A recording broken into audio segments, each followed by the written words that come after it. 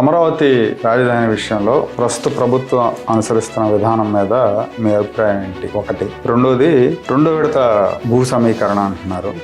దాన్ని మీరు సమర్థిస్తారా, వ్యతిరేకిస్తారా?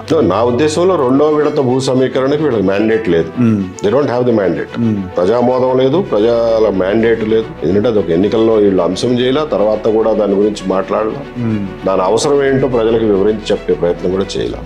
భూములు ఇద్దామనుకున్న రైతులు కూడా ఆలోచించుకోవాల్సిన విషయం ఇది.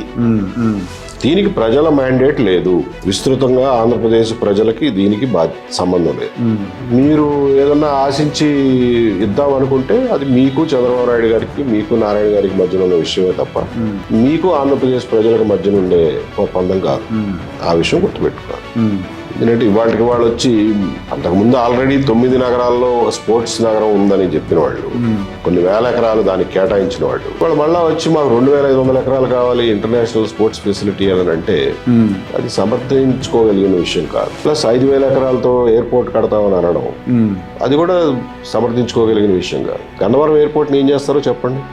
దాన్ని వదిలేస్తారా? ఇక్కడ దాన్ని కార్గో ఎయిర్పోర్ట్ చేస్తారా? 2 ఇంటర్నేషనల్ ఎయిర్పోర్ట్లు 25 కిలోమీటర్ల దూరంలో ఉండేంత ఎయిర్ ట్రాఫిక్ అమ్మంది. ఇప్పుడు కాదు, ఇంకొక 50 ఏళ్ళకైనా కానీ.